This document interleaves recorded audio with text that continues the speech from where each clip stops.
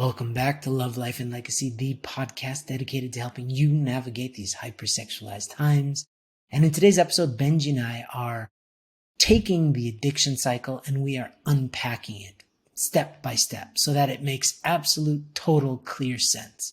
And I think this is one of the most integral episodes that we've ever done, because if you can understand this cycle and where you fit into it and what your emotional triggers are, what your rituals are, if you can see yourself in this cycle, and if you can understand how to reverse engineer your life so that you can always be at the top of the cycle and make the right choice that leads you towards healthy reactions, healthy outcomes, then your life will be fundamentally different. But if not, at least you'll be able to understand the insanity that you're inflicting upon yourself, because this addiction cycle is the very vehicle that leads many people to their own demise, step by step. So I really want you to pay attention. Listen to it at half speed, at quarter speed, at turtle speed if you can, so that you can ingest as much information as possible, because it is vital for life itself, for you to be empathetic with your own self and with anybody else that you know that is dealing with an addiction, which most of us are in some way, shape, or form. So please listen to it, take notes, and picture yourself in this cycle. Fill in the blanks of each step so that you can start to navigate your life in accordance with your ideals rather than constantly reacting to circumstance like so many of us are. So please enjoy and listen to it very slowly and intentionally. Good luck. Welcome back, everybody. Welcome back, everybody. Welcome back. Welcome back. Do you know the first Rocky in the soundtrack, there's a song that's welcome back. Do, welcome back. Because there's like a barbershop quartet on the streets of Philly. I don't know if you remember. Anyway, we should have that. Probably cost $60,000 to borrow that song. But anyway, welcome back, everybody. Do. Today, Benjy and I are going to unpack a talk. What I'm realizing is the podcast can be really useful for explaining a lot of our talks that we give in more depth and more detail, and also to people who haven't heard our talks. Because whenever we go somewhere, especially recently, we just did 3 weekends in a row where we unpacked so many talks. But when you're live in a session, it's hard to take it all in. And even if you are stimulated by some idea or some conversation, then you got to move on to the next one. So we want to unpack a lot of these topics to help them like really resonate and help you to get it. I went totally overtime on my talk in New Jersey. I think I do a lot, because it's so much to pack in. So I totally get it. So it's good we're talking about it more here. So if we can get into that, Benjy, if this podcast can serve as an intervention for your slide game, because when Benjy gives a talk, most of us have like 20, 30 slides. He had over 100 slides. It was well into the hundreds. It was disgusting. And I was like, there's absolutely no way that you're going to finish. You have to speak like an auctioneer for the next hour to get through half of these slides. Because you think about it, 1 slide per minute is a lot. If you ever see Benjy being held down by the entire High Noon team at an event or having like a live intervention with his slide problem, he's addicted to too many slides. Well, apparently people so like it. So they do. You pack a mean punch, Benjy, you do. If you guys listening have any topics that we covered in our workshops, and you want us to go into more detail, please let us know, because we're happy to unpack those as well. But today we're going to focus on the talk that we started giving in the Bay Area, sub-region 5, which is the cycle of addiction. And the reason we started talking about it is because it's like pretty well known in the addiction circle. But everybody, if you Google image addiction cycle, there's like a lot of variations and a lot of opinions, but there's an overarching theme. And we just want to get into that theme for the sake of helping you understand what it is that you're going through, this cycle, because so much of it is unconscious. But also, if you know somebody, let's just say you have a kid in your life who's addicted to something, that you can be more empathetic to them. And if you yourself have addictions, be more empathetic with yourself and to start understanding the cycle, and you can interrupt this cycle. That's the coolest part. If you really understand the nuance of this cycle, you can interrupt it and create a much more productive cycle. Yeah, 100%. Let's go over all of them together and then we'll unpack them one by one. Okay. So what's the first one, Benjy? Do you have it in front of you? The first one at the top of the cycle is emotional trigger, followed by craving, and then we go to ritual, and then using, and then it's feeling of guilt or shame, and then back to emotional trigger. That's the cycle. So that's again kind of the nuance of these cycles. Is the one that we're going to show you, it says guilt, but we actually much more prefer the term shame, because guilt is actually productive, shame is destructive. We'll get into that. So let's unpack this puppy. So at the top of the cycle, and it's kind of non-negotiable, is the emotional trigger. So Benjy, what's an emotional trigger for you that you deal with? My biggest one has always been getting in arguments with my wife and her being upset, and me feeling the feeling of like unworthy as a man, or I'm not a good provider for my wife. Feeling of shame, essentially, like I'm not a good man because my wife is upset, which is basically just feeling of shame. That's the feeling that I get, that I have noticed and gotten much, much better at, and noticing the feeling of me wanting to escape that feeling and to run away to something in those moments. That's me. That's really helpful. Yeah. I like that, because a lot of times we'll use the word shame, and I think everybody can relate to what that means. But what you're saying is a much more personal version of your experience of shame, which is not feeling like a good husband, not feeling like sufficient man, like I'm not a good dude. That's ultimately shame. Yeah, and it's grown, it's developed. At first, when I started noticing that tendency in me, it was anger. I thought it was anger. And I would always blame her or somebody, saying like, oh, this person made me angry. That's why I'm angry. And that's why I'm feeling this desire to escape. And then if I was really honest with myself, which I eventually became more and more honest about it, I realized that it's actually a feeling of inadequacy as a man and a feeling of shame. Like I'm not providing for my wife or something. And for some reason, I believed that that was my primary duty as a human being. And my value is entirely wrapped up in how happy the people around me are, how happy my wife is, how happy my children are. And if they're not happy, I'm somehow failing. I concluded it's okay and it's noble to want to make people happy, but to the extent that it makes me miserable when they're not happy is not a winning game, a game that I want to play anymore. So I understood that that's my emotional trigger. It's substantially better because I've noticed it and understood it, but that's been the hardest thing for sure.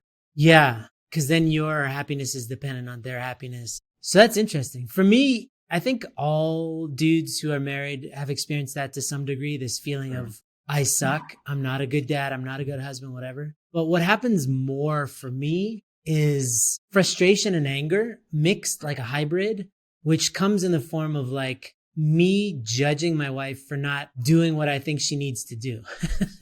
This is like a huge issue that I have in my life, where I feel like she's not pulling her weight, and I take it personally, like, you're not living up to our standards kind of thing. And whether it's said or not, I just feel it. It's not in my heart, where I stop empathizing with her and I just start pointing arrows at her of frustration and judgment of like, why aren't you more like this?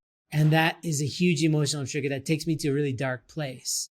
So it's like, if they come home and I've been at home all day, like if my wife comes home with the kids, I make sure that the house is spotless. And I realize that's more for me, not for them. It's just because that's how I like the house. But if I come home and the house is a mess, I take it personally, like, oh, so you guys don't like me, especially like my wife, like, oh, so you don't respect me enough to like keep up with my standard. Even though it's entirely just me, I take it personally, and that closes my heart. It like, if you can think of an emotional trigger, it's something that closes your heart or closes your mind, and it takes you to a dark place. A good emotional trigger is like, oh, when somebody hugs you for no reason, like a random act of kindness, it triggers wonderful, hopeful emotions. And it's December 1st today when we're recording this. The month of December is filled with great emotional triggers. I realize like Christmas music for me is a huge emotional trigger in a good way. Like I feel all these rosy, nice feelings. It's the most wonder. I love it. I love that. And Christmas trees and lights and all that. They're all emotional triggers, but in a good way. The emotional triggers, when we're talking about addiction, they close your heart and they create a closed mind too. You can't think clearly. You can't feel clearly. It's just like a reaction that you have to a scenario. Yeah, 100%. Do you have any examples from guys that you... One guy that I was talking with who was in the Spartan program, he graduated and is doing very well, by the way. He's married, blessed. His biggest realization in talking through the program was that he was putting all of the trigger emphasis on the external triggers, which are like saying things on Instagram. Particularly from him, it was like going out in public, going to the gym. So he would always create these systems around avoiding external triggers because he thought that was the main thing. So he would go early in the morning to the gym, for example, or he would get all the software and the blocking websites and apps on his phone so he wouldn't be triggered by this thing. And then I asked him, okay, so when you go to the gym, do you notice people more than other times? He was like, yeah. I was like, why? And he was like, I don't know. Well, let's look into it. And so he figured out that it was the days where he was particularly stressed from work and especially like deadlines and stuff that caused him to feel most stressed, which usually caused him to be more susceptible to those triggers that are external triggers. So his biggest realization is that he was focusing on the wrong trigger. He was focusing on the external things and reducing those through Band-Aid solutions and kind of shoving them under the rug. But the real trigger for him was internal and emotional trigger that we're talking about. So basically I was like, let's work on the stress and dealing with stress in a productive way, because remind you, stress is not a bad thing. Stress is not evil. Stress is a God-given human condition. If you're feeling stressed, you're normal, you're a human being. But he was dealing with stress in a way that associated it with a negative. He was dealing with stress with escapism, with craving, with all the stuff we're talking about. And he realized like stress is not evil or bad or malicious or whatever, but it can be used to possibly be even motivating and productive to some extent. And then so he started dealing with it in a productive way. And that's how he like disrupted this cycle that we're talking about, is he broke off the emotional trigger, not broke it off, but like he dealt with it in a productive way without going to some kind of craving or escapism. Yeah, it's really important, everybody, to understand that there's a reason why this is at the top of the cycle. The emotional trigger, there's always an emotional reason why you do anything good or bad. So if you really want to make more money at work, there's an emotional reason why. You think that money is going to give you more freedom, more options. It's not just the external. There's like an internal emotional reason why you want that thing. Same with when you whip out your phone at night and you start scrolling, there's actually an emotional reason behind that. And if you can understand that emotion and deal with that at the top of the cycle, that's what I'm saying, is you can interrupt what happens next. Because I think a lot of people are so blinded to the emotional sponsoring reason for their actions that they never actually get to the root cause of their addiction. So the example that I typically give is I remember this one guy who would always act out on Friday nights. And no matter what he did externally to change that, he would always end up watching porn on Friday nights. He couldn't help it until he started to unpack the emotional reason why. And he realized that he was a student. He had a lot of pressure on his plate. He had a lot of assignments on his plate. And Friday night, he would inevitably just want to escape that week-long suppression of all these feelings of like just trying to do all this stuff without taking care of himself. And then on Friday night, he would want to escape his life so much that he'd always end up first on YouTube, then anime to porn, and then porn to acting out. Fully masturbation, everything, right? But what he realized was that he was just so overwhelmed. For him, his emotional trigger was accumulation of overwhelm. Like, I just don't know even what I'm feeling right now. There's too much on my plate. I just want to escape it, that feeling. And he realized that a better way for him to deal with overwhelm was to go out with his friends on Friday night and hang out with them, because he got a release of his tension by doing fun things, but he also got the serotonin that you don't get from porn, which is like the bonding of being in other people's company, touch from hugs and laughing and all the stuff that you get from real people that you don't get from porn. So for him, he realized that overwhelm was still there, but he found a better outlet for that overwhelm, and that is connection rather than fantasy. So again, guys, if you trace back all of your bad habits or your addictions to the emotional trigger and you start really unpacking that, that's where the magic is. That's when you can really start healing yourself and making better decisions. After you're triggered, you're emotionally triggered, and you don't realize this, not until you start doing the work. Later, you can start being like, I am feeling really angry right now, right? You can say it out loud, but in the beginning, you don't even know what's happening. You just are the thing. It possesses you. And then you start craving. So let's get into craving. Do you have any good examples of craving? I'm trying to think of a term that makes sense to me in my own experience and with guys. And the term that comes to mind, which is kind of a synonym in a way, is escape. It's like craving to do what? It's the craving to watch porn, but I don't think that's the whole story. People mistakenly believe that they have a craving because of many factors that aren't actually the reason that they want to go to that thing. So for example, for porn, people say like, the reason I use porn, the reason I have a craving to watch porn is because I have a high sex drive. And that's like tip of the iceberg understanding. When people first start to quit porn, they think, I just have a high sex drive. And that's why I do this thing. I have ever since I was a teenager. But it's not the entire story because, mind you, many people that are in sexual relationships that have crippling porn addiction. So it's not just a high sex drive thing. And then people say it's because I don't have willpower. Or if I just had more determination and I just pushed myself through it hard enough, then I'd be able to quit. Again, we've disproved that before because lots of people have willpower. And if it was just a willpower thing, then the people with the most willpower would just be able to stop. Athletes, in other words. And then people say, oh, it's a spiritual thing. And we've all been through that, like on our knees, praying, asking for repentance and forgiveness and asking God to us doing scripture, reading Hundoke, whatever. And that helps to an extent. But if you just focus on those reasons, then it doesn't like address why we continue to do things that we know we don't want to do, why we continue to do things we hate and that causes pain. And I think the most profound explanation that I've heard and also given to people I've found helpful is that the reason we use porn or any escapism is because it's simply an escape. And that's the only reason. Like that's the biggest reason. Once you get past all the factors that contribute to an addiction, the real reason is because it's an easy escape. So when I think of craving, I think of the feeling of like, oh, I just don't want to be in this state of emotional internal turmoil. I don't want to be in this internal state. I don't want to experience this stress, this anxiety, this depression, this loneliness, this boredom, because it's painful and it sucks. And so I don't want to be here. I like thinking of it like that because then we can try to kind of bucket different behaviors in similar ways. It's noticing earlier on, like I feel stressed and I just want to run away to my room and watch YouTube. That example that you were saying, right? That's noticing, that's self-awareness. And that's beating porn at the core because it starts with what do we run away to? The simple things. And it ends with the greatest forms of escapism, which is like porn, drugs, alcohol, anger, whatever we can think of. But it starts with what do we do when I just want to escape? Like the simplest thing. You know, in terms of like real life examples, it's you're looking for something, but you don't know what. And the same thing goes for your thumb. It's like, why did you take your phone out? What are you looking for? When you started looking for that app, what are you actually looking for? When you're looking through your cupboards late at night, I have a family member, family member, who does this all the time. It's like nighttime snacking. It's like, well, what are you looking for? You don't need food at 11 o'clock at night.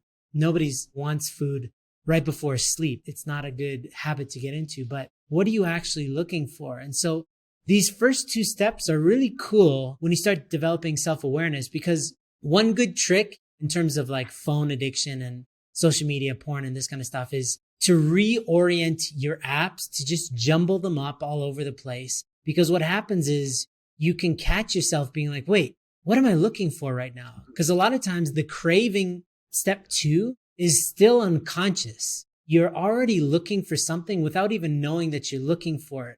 And you definitely don't know why you're looking for it, but you just start searching. You start looking with your thumb, or you start looking through your cupboards, and what it is that you're looking for isn't clear. But if you're unconscious, you just start finding the first thing that's acceptable. So, okay, social media is good enough. I'll just settle for that.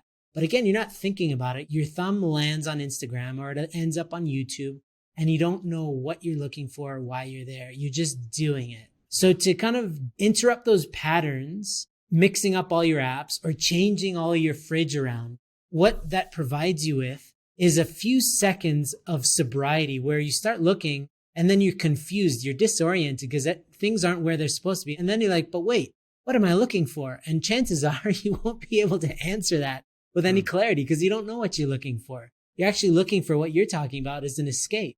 But you won't be able to say, oh yeah, I need to go on Instagram because I need to see this one particular post. That's not true at all. It's like you're looking for oxygen and you're trying to find the nearest outlet to breathe, right? And that's what you think you're going to do. If you interrupt that pattern and then you say, well, what am I looking for? Then you stop and be like, whoa, what am I feeling right now? And if you get to that level of self-awareness, that's where you start to become really empowered, because now you're going to the source of like, well, I'm feeling really anxious and now I'm looking through my cupboard for junk food. And then you can start to see this correlation and you can start to interrupt that pattern. That's super powerful. But we all have these things. It's just we don't look at them with any great intention. Yeah, I was just going to say it's valuable also because it interrupts the ritual and the cycle, but also it extends your window of opportunity to make a decision. And the way that I've done this with apps and websites, this cool app called BlockSite, this is exactly why I downloaded it and also got the paid version. Because if I go to Instagram.com on my website, here's what pops up for people watching. It's a grandma that says, "No way, Jose." So even if I go to a website or app consciously or subconsciously, it won't let me. And then I have a second to think about it. And this has been really valuable for one guy in particular, this like decision-making window thing, because, we started talking and his biggest thing was like, I don't have any time to make decisions because this cycle we're talking about is so quick. It's like within 30 minutes, he's like feeling great. And then the next second he's emotionally triggered and then he's watching porn in a second. And I was like, well, it sounds like your decision-making window of opportunity is so short that you can't even think. So let's expand that window a little bit so that you can have some decision-making power under your belt to actually interrupt the cycle. And so he did that by doing this exact kind of stuff, like being more deliberate with his social media use to the point where it wasn't just spiraling out of control before he even knew it. So he could take a step back and have the emotional introspection to just be like, wow, I just wanted to run away to Instagram for no reason. Why is that? Yeah. It's really cool because you start to learn about yourself. We spend all day, every day inside of ourselves, inside of our body with our own thoughts, but we don't really spend much time understanding ourselves or getting to know ourselves in any great detail. So this is such a cool opportunity, not only to disrupt the destructive cycles that we have, but get to know, like, I didn't understand that about myself. And you can learn how to change certain habits, but you can also learn how to love yourself more because you're like, oh, that's so cute. You think that chocolate's going to make you happy again. Like every time you get into a fight with your kids or whatever the thing is, and you can sympathize with yourself more. You can empathize with yourself. So it's a really healthy, productive process that if you spend time learning this cycle, seeing yourself in this cycle, not only can you regain control of your life, but you can start to love yourself on a much deeper level because you can give yourself what you need because you'll understand your own needs much clearer. So let's get into rituals, Benjy. I like to talk about both positive rituals and negative rituals. So for a lot of people, they're like, oh, I got to go to the bathroom. They get a feeling and then they bring their phone into the bathroom.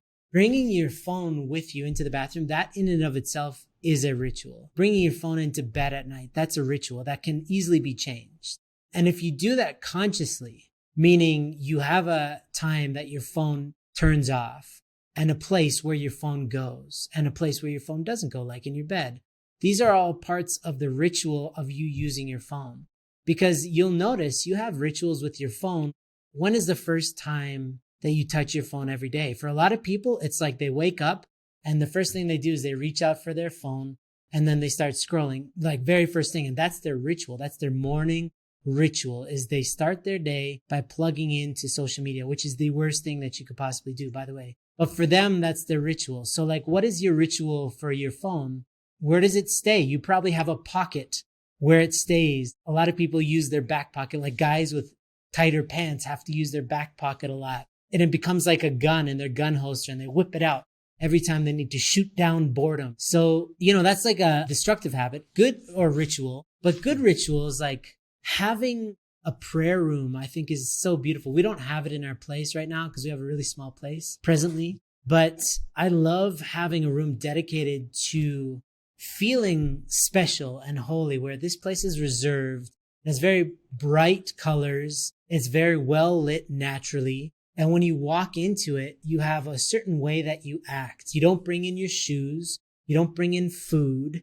And the way that you walk, the way that you sit, the way that you think, it all becomes ritualistic to get you into a higher state of mind, to get you out of the day-to-day reactive self that you have. This is a part of ritualizing your faith. A lot of people fear rituals because it seems dogmatic, but we have rituals whether we like it or not. And they're either bringing us into a heightened state of awareness and consciousness, or into an unconscious state of reactiveness. So in terms of your addiction, a yearning to escape, like you're saying, and then your ritual is like having your phone in a certain place that having your app in a certain place, going to a certain website first. You have an order, and it's usually like Instagram or TikTok or something like YouTube videos. And that is your gateway that you go into before you get into the real thing. The waiting room before you start using your addiction. For people who do drugs, they have this certain type of ritual that before they smoke weed, they sit on their specific couch and they take out their specific contraption, bong or papers or whatever. And then they start getting into this excited feeling because they're preparing to escape, because they're associating what they're about to do with freedom. But first they're getting comfortable because they're like, now I'm going to go to my happy place. Probably, you're getting all your accoutrements ready. You're making sure that the door is locked. You're dimming the lights, getting the environment set for you to do the inevitable. Yeah. I think an early on ritual offset is like just wanting to be alone. I think that's a very early one. The feeling of just like, I don't want to be here. I don't want to be with people right now. That's a really important self-awareness piece to have. It's like, I just want to be alone. I want to go to my room. I don't necessarily want to watch porn or do social media. I don't have an idea. I just want to be alone. I think for me, that was one of the biggest rituals for me with my porn habit is like, I just want to be alone right now. And I didn't plan on it to be like a porn session or whatever, but I knew that it was going to lead something to some kind of escapism. So I think that's a helpful like leading indicator of where you're going. I think to put environment in that circle, that ritual circle is environment. You're creating the environment of familiarity, of safety so that you can escape, so that you feel safe to do the thing that you probably shouldn't do, so that you won't get caught or so that you're in the right place to do that thing. I know another guy and his ritual is, it's not every day, but every time his parents say, because he lives with his parents still, oh, we're not going to be home tonight because we have this function. He's already ritualizing, like even early in the day, he knows as soon as he gets home where he's going to go, where he's going to end up. He's going to whip out his computer. Like it's a series of rituals that are allowing him to create the environment for escapism to feel its maximum effects. And so after ritual is using. Just doing the deed, right? Doing the thing that you know that you shouldn't do, but you continue to do anyways. Well, there you go. And like, for coffee drinkers in the house, I've interrupted this. I identified coffee as being something, I've kicked it out of my life before. I enjoy it. So I don't want it to be fully gone, but I also don't want it to rule over me. So I broke this cycle of addiction by not having it in my house. Because what you realize is coffee drinkers have a certain way of preparing coffee. If you're kind of passive, then you just have like a coffee maker or a Keurig kind of thing. Just press a button. But for the connoisseurs, they have these fancy machines. A French press is like early stage, but some people have these things that look like scientific instruments. And all of that is them preparing their body to receive this hit of dopamine that they're going to get from the caffeine. The caffeine is going to make them feel a certain way. And this is all them preparing for the excitement of receiving this drug. And I was reading a book about the origins of caffeine, and most early religions had at some point a ritual involving caffeine with spirituality. It's so entwined that like when I have caffeine, I feel better. So that entire religions use that as a vessel. I'm not saying it one way or another, but I would say a lot of people in the world are addicted to caffeine, and part of how they drink, the coffee cup that they have, the way that they prepare it is all a part of the ritual. And it's all in preparation for that first sip, that second sip. Okay. So for using, that is your outlet. And all of this stuff leading up to it is the hunting of this feeling that you associate with freedom. So if it's porn, if it's drugs, if it's chemically induced foods, whatever the case may be. Some people, if they're preparing to eat certain foods like junk foods, their mouth is already salivating. They're already developing saliva because their body's preparing for it, which is why you can also be sexually aroused before you even watch porn, because it's in preparation. Your body's already prepared through the rituals, through the cravings for this ultimate release. So the using is the actual release where your body is releasing chemicals because you've associated an act with a feeling, right? Yeah. So in this cycle so far, where do people successfully jump off? Where can they just jump off? Because using is like, by that time, they've done the deed. So how can they break the cycle at this point? Yeah, it's in the first two stages. Sancha had a really good analogy of a train where it's like the train has already created so much momentum after you've gone through the craving that by the time you're in ritual, you're not stopping that train. You're hitting. You're going to do it. It's like you've breached that gap of no return. So I would say somewhere in the first two. That's why it's cool, because when you start looking at what is my thumb looking for right now, or what am I looking for in my cupboards, or whatever the thing is, you can still intercept the addiction before you hit ritual. And so after people act out, we end up with shame. Do you remember the difference between shame and guilt? Do you want to explain that? Sure. Guilt is the feeling of I made a mistake and knowing that. And guilt can be a positive driving force for us to do better and to change and to grow. Shame is not I made a mistake, but I am wrong. I am a mistake. The subsequent feelings of I'm not worthy. And I might as well just go back to square one, back to emotional trigger. Yeah. That's why, you'll inevitably feel both, but shame lingers and then it tortures you and you're in this bad place. So especially with things like an addiction, you get the chemical reward of like all these great feelings in your body without having earned it. And you can trick the body into doing that by drugs, by porn, by all these things. And so you've tricked the body, you've tricked the brain, you can even trick emotionally your heart, but your spirit was never tricked. It knew exactly what you needed and it didn't get what it needed, which is connection, which is meaning, which is value, purpose, eternally important things. And when the mirage of your addiction fades away, after you've acted out, after you've used whatever it is that you're using, you're left with this feeling of emptiness because it wasn't connected to anything. Especially with porn and masturbation, you've released, but it wasn't given back. There's no reciprocation by somebody lying together with you saying, I love you, somebody touching with you, creating these bonding chemicals. There's just you left alone by yourself with your computer or your phone nearby. And you realize how vacuous and empty the entire experience was, and you feel ashamed of yourself. Yeah. And so that doesn't go away very easily. And a lot of time that lingering shame leads you right back to the top of the cycle, which is an emotional trigger. Because what ends up happening is when they study addiction, what ends up happening is that you become hyper-focused on that addiction being the only thing that can bring you joy and everything else annoys you. Let's say you're a husband. Then your wife starts to annoy you. It's supposed to be that your wife gives you pleasure and porn annoys you. But when you bond with porn through giving your time, attention, especially when you introduce masturbation to it, you bond to porn and then everything else, your kids annoy you. Your wife annoys you, which is why people become so irritable because the things that can give them pleasure become less and less and less until it's basically one thing that can give you pleasure. And so people become ashamed of that too, because they're like, why am I so angry at my family? Why am I so angry at work all the time? It's because you're so empty on a soul level because you're only feeding your body. I could talk about shame all day long as someone who has experienced a lot of shame and received a lot of grace. I feel like I have seen the other side of breaking the addiction cycle here at this late stage in life. I've had multiple occasions where I've talked with guys, and before I talk with men, I try to make a prayer to God and say, Holy Father, I pray that all the grace and love I received, I can just pass on to this person. It's helped me a lot have perspective on people's situations, but also it's incredibly healing for men that I talk to because they sometimes do hesitate to share with me, honestly, like they had a slip up or relapse, right? And then I'll kind of ask them like, why didn't you tell me? The Spartan program is like, if you make a slip up, then I want you to report honestly to me. And I ask them like, without judgment, I say, why didn't you tell me? And they said, because I was afraid you'd be upset. You'd be disappointed in me.